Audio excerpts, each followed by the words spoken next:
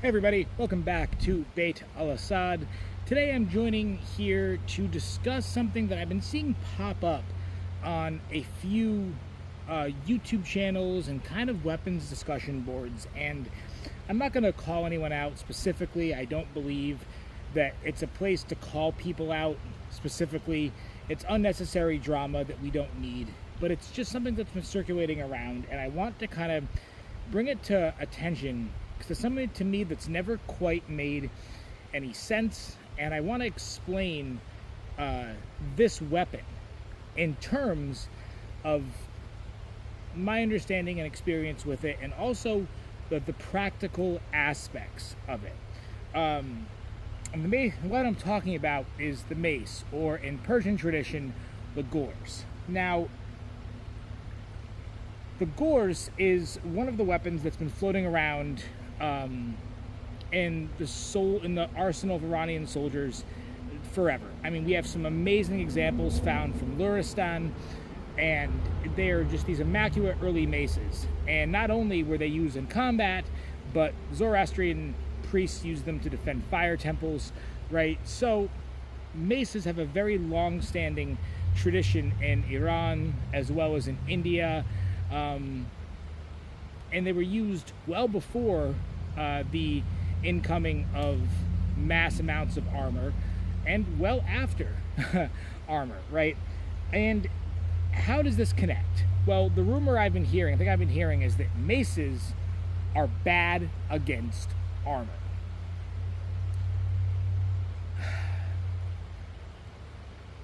And I'm trying to be nice with this, because this is an argument that, to me, doesn't really make a lot of sense. And what I've been hearing is, well, maces don't really bypass armor.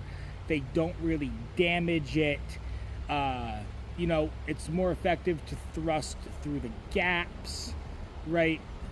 What's even the point of using maces? The thing is, though, is that maces were never intended to bypass armor. They were never intended necessarily to destroy it. Yes, you could. Yes, you can potentially crush articulations, right? Also, if you're just wearing chain with some padding, a heavy mace head is going to really hurt and still cause you to not feel very good if you get hit with it. So maces work on force generation and concentration of force, okay? And what that does is create a concussive hit, okay? And these concussive hits are never meant to bypass armor. They're meant to rattle what's on the inside. So no, I'm not going to get through the gaps of armor, or I'm not going to necessarily break your armor with a mace. But what I'm going to do is hit you hard enough to rattle you. I'm going to hit you hard enough to concuss you and knock you silly. And then I am going to move in while you're off your footing, throw you to the ground, right? Pull a dagger, get to the gaps that way. And while I myself am more fully armored, that's going to make my job a hell of a lot easier than taking the time, wasting the time to try to always get to these little gaps and use specialized weapons. Don't get me wrong, a Gorz still requires precision and still requires accuracy and better use of your strength, but it eliminates the precision you necessarily need with a fancier thrusting technique. So no, a Gorz is not going to bypass armor, but it's going to knock the person inside of it so silly that I can then bypass it with another weapon. There's plenty of examples of this in modern terms. Think about football helmets, right? Football helmets have padding. Football helmets have concussion padding to prevent them from getting concussions and knocked silly when other people throwing lots of concentrated force at them in their body hit them in the head. another thing that a lot of these tests have done to test the effectiveness of maces is they're using very, very overbuilt helmets. Okay, we have to remember the steel that we have today and the steel that we use for modern sport helmets like Booher or even some HEMA helmets tend to be overbuilt. So yeah, you're taking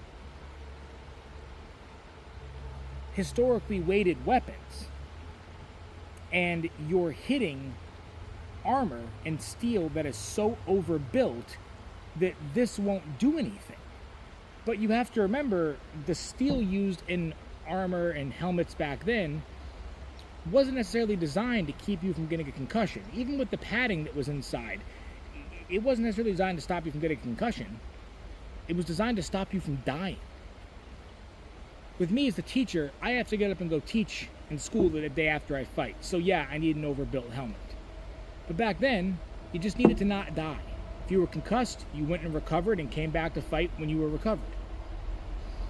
So this idea that maces are bad against armor is really not true.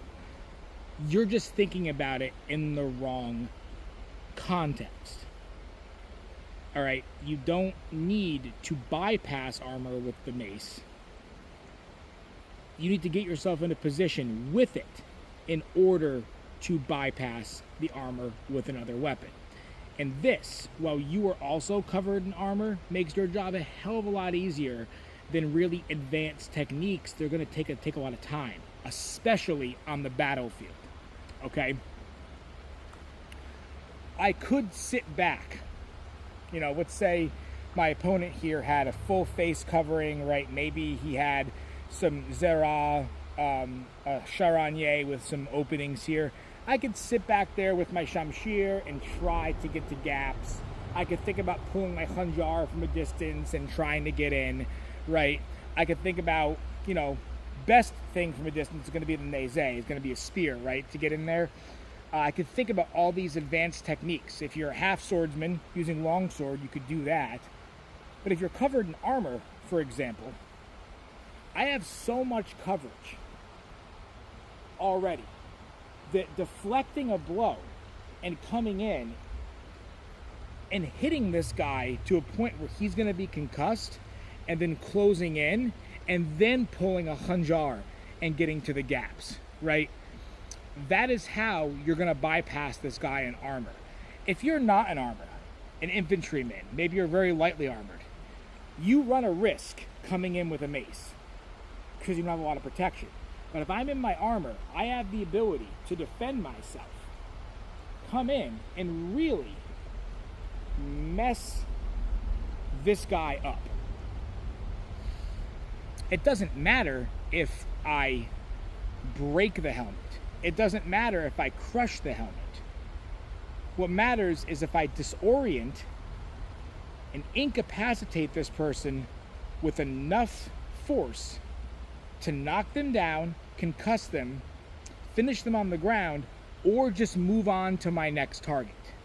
On the battlefield, I don't need to worry about necessarily always killing the person. Gonna get them to the ground and move on. And a mace is a great way to do that. If I come in, block this guy, hit him, right, and then come back around, crack him again, kick him down, and then I move on. I didn't need to go in and thrust to the gaps because now he's no longer a threat. So that's just some food for thought about the Gorz and the mace. Next time someone says they're not good armor weapons, are they good at defeating armor? No, they're not. But they're really good at defeating the person inside the armor. So there you go. With that in mind, please feel free to leave any comments you have below. And that was just a quick little 9-minute rant, and looking forward to seeing you next time on the channel. Thanks.